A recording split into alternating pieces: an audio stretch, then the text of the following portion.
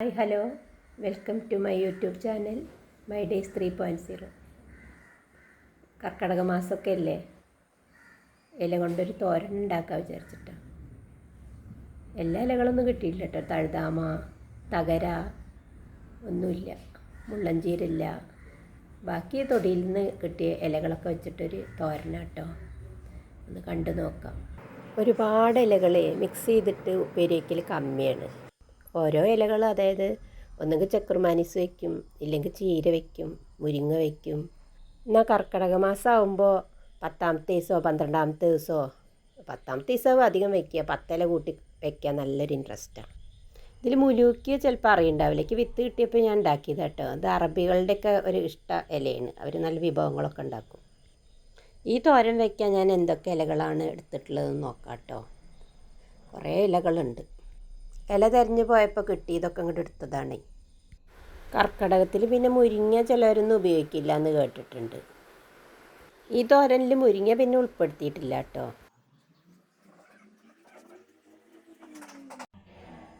ചീരച്ചേമ്പ് എടുത്തിട്ടുണ്ട്. ഇതിൻ്റെ തോരൻ ചാനലിലുണ്ട് കേട്ടോ. ചേമ്പിൻ്റെ ഇല ഒന്നേ എടുത്തിട്ടുള്ളൂ കേട്ടോ.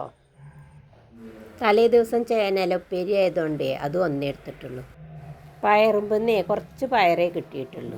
അപ്പോൾ പയറിൻ്റെ ഇല ഉപ്പേരി വെച്ച് കൂട്ടാലോ, നല്ല രസമല്ലേ. മഴക്കാലമായി ആ ചീരേൻ്റെ ഇല കുറയും. എന്നാലും ഉള്ള ചീരേൻ്റെ ഇലയൊക്കെ എടുത്തിട്ടുണ്ട് കേട്ടോ. ഇനി ഉണ്ടാവട്ടെ.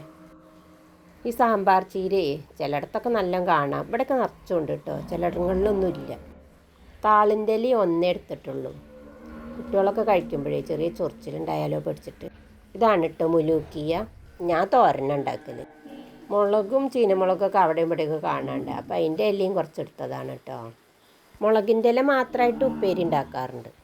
മധുരച്ചീര, ചെക്കുർമാനീസ് എന്നറിയപ്പെടുന്ന ഈ ചീര എൻ്റെ ഇഷ്ട തോരനാണ് കേട്ടോ. നാളികേരമൊക്കെ ചാച്ചിട്ടാലാണ് രസം. ഞാൻ ഇടയ്ക്കിടയ്ക്ക് ഉണ്ടാക്കുന്നത്. ഇനി കഞ്ഞിത്തൂവ ചൊറിയണം എന്നൊക്കെ പറയണ അതേ, നമ്മൾ കയ്യിൻ്റെ ഉള്ളനടി തൊട്ടാൽ ചൊറിയില്ല, പുറം ഭാഗത്ത് ചൊറിയിട്ടു. അപ്പോൾ സൂക്ഷിച്ച് വേണം എടുക്കാൻ. ഇവിടെ തൊടിയിൽ മത്തൻ്റെ ഇല ഉണ്ടായിട്ടുണ്ട്, കുമ്പളല്ല. വേനൽക്കാലത്ത് അമരേമ്പെന്ന് അത്യാവശ്യം അമര കിട്ടിയിരുന്നു കേട്ടോ. പക്ഷെ ഇപ്പം അതൊന്നും കിട്ടണില്ല. അപ്പോൾ 2 ഇല അതിൻ്റെ മുകളിൽ നിർത്തും.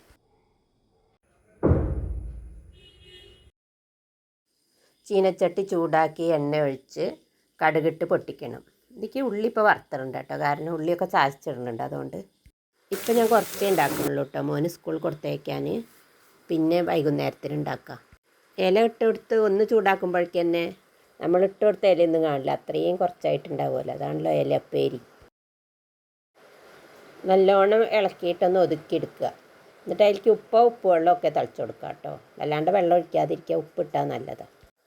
പിന്നെ മഞ്ഞൾപ്പൊടി ചേർത്ത് കൊടുക്കുക. പിന്നെ നന്നായി ഇളക്കി നമുക്കത് അടച്ചു വെച്ചിട്ടും അടപ്പ് തുറന്ന് ഇളക്കിയിട്ടൊക്കെ പാടിയിട്ട് വേവിച്ചെടുക്കുക.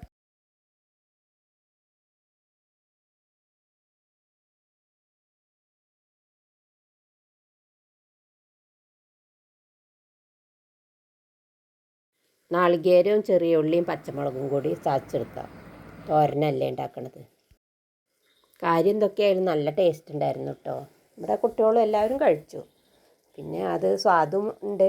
നല്ല പോഷക സമൃദ്ധമായ ഒരു വിഭവമാണല്ലോ നമ്മുടെ ഉപ്പേരി, അല്ല തോരൻ.